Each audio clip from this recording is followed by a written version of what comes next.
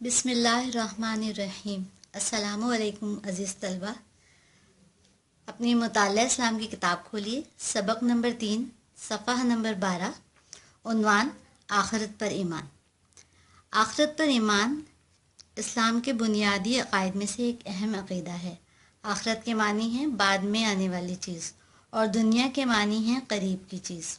یعنی دنیا قریب کی چیز کیسے کہ اس کا مطلب یہ ہوا کہ ہم اس وقت دنیا میں ہیں، دنیا ہمارے سامنے ہے، جبکہ آخرت کا ہم صرف ذکر سنتے ہیں، اور ہمارے ذہنوں میں یہ بات ہے کہ ایک وقت ایسا آئے گا جسے آخرت کہتے ہیں۔ یعنی ہمارا ایمان ہے کہ دنیا ختم ہو جائے گی اور اس کے بعد ایک دن آئے گا جسے آخرت کہتے ہیں۔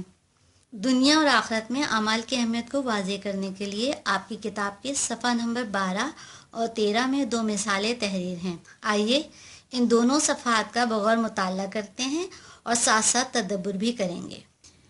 اسکول میں عادی چھٹی تھی۔ جماعت ششم کے طلبہ نے فٹ بال کھیلنے کا پروگرام بنایا۔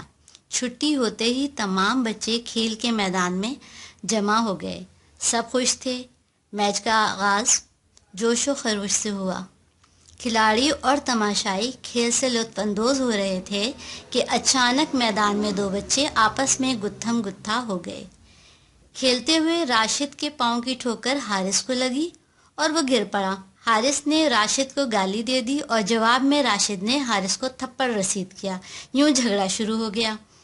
اب میدان میں دونوں کے حامی ایک دوسرے کی حمایت میں جمع ہو گئے اور کھیل کے بجائے لڑنے کے آثار نظر آنے لگے۔ اگر اس دوران میں اساتذہ اکرام مداخلت نہ کرتے تو امکان تھا کہ دونوں گروپ آپس میں لڑ پڑتے۔ اس چھوٹے سے واقعے نے سب بچوں کو افسردہ کر دیا۔ جو بچے تھوڑی دیر پہلے بہت خوش تھے، اب وہ افسردہ چہروں کے ساتھ گھروں کو لوٹ رہے تھے۔ پیارے بچوں، اس واقعے سے ہمیں پتہ چلتا ہے کہ انسان کے ہر عمل کی کتنی زیادہ اہمیت ہے۔ اعمال اچھے بھی ہوتے ہیں اور برے بھی۔ اگر انسان کا عمل صحیح ہو تو اس کے نتائج بھی صحیح ہوتے ہیں، اور اگر اس کا عمل غلط ہو تو اس کے نتائج بھی غلط ہوتے ہیں۔ یہی وجہ ہے کہ دین اسلام میں انسان کے عمل کو بہت زیادہ اہمیت دی گئی ہے۔ اب ایک اور مثال دیکھیے۔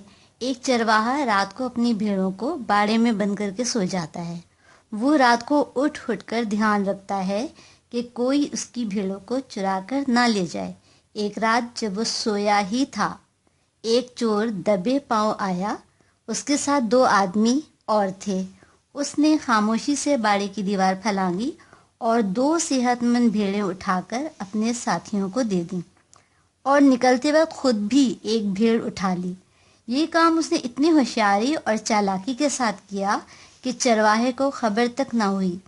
صبح اٹھنے پر جب چرواہے کو اس بات کی خبر ہوئی کہ اس کی بھیڑیں چوری ہو گئی ہیں تو اسے بے حد صدمہ ہوا، لیکن وہ بیچارہ کچھ کر نہیں سکتا تھا، اس لیے صبر کے گھونٹ پی کر خاموش ہو گیا اور آئندہ کے لیے مزید حفاظتی تدابیر سوچنے لگا۔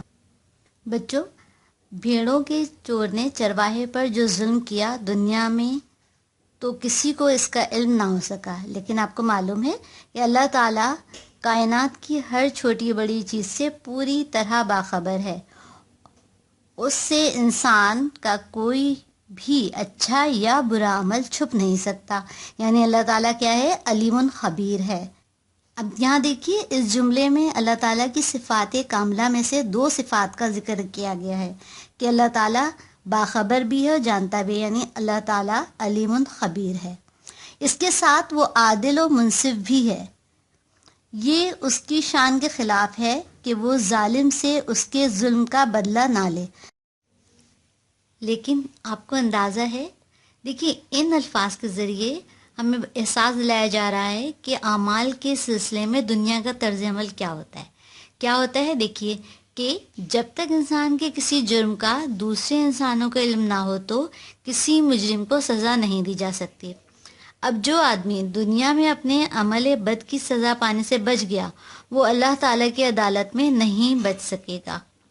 اللہ تعالیٰ یہ عدالت اس زندگی کے بعد شروع ہونے والی زندگی میں قائم کرے گا۔ اس زندگی سے کیا مراد ہے؟ اس زندگی سے مراد ہے دنیاوی زندگی۔ اس زندگی کے بعد سے مطلب کیا ہوا کہ ایک وقت ایسا آئے گا کہ یہ زندگی ختم ہو جائے گی۔ شروع ہونے والی زندگی سے کیا مراد ہے؟ آخرت کی زندگی۔ جب دنیا ختم ہو جائے گی تو اللہ تعالیٰ ایک روز تمام انسانوں کو زندہ کر کے ایک عدالت قائم فرمائے گا، اور وہی یوم آخرت ہے۔ اور اس دن کیا ہوگا کہ مجرموں کو ان کے جرائم کی سزا دے گا، یعنی اللہ سبحانہ و تعالیٰ مجرموں کو ان کے جرائم کی سزا دے گا۔ اس طرح جن نیک لوگوں نے ایسے اچھے اعمال کیے کہ جن سے انسان صدیوں تک فائدہ اٹھاتے رہے، اور وہ ان کے اچھے اعمال کا بھی ان کو بہترین بدلہ دے گا، یعنی جن لوگوں نے اچھے اعمال کیے اللہ سبحانہ و تعالیٰ ان کو اچھے اعمال کا بہترین بدلہ عطا فرمائے گا۔ کیونکہ دنیا کی زندگی میں یہ کسی طرح ممکن نہیں کہ کسی نیکوکار کو اور سچے انسان کو اس کے سدا رہنے والے نیک اعمال کی پوری جزا دی جا سکے۔ اس لیے ضروری ہے کہ اس دنیا کی زندگی کے بعد ایک دوسری زندگی ایسی ہو جس میں انسان کے سارے اعمال کی باس پرس ہو اور نیکی کی پوری جزا اور بدی کی پوری سزا دی جا سکے۔ اس دوسری زندگی کو آخرت کا نام دیا گیا ہے۔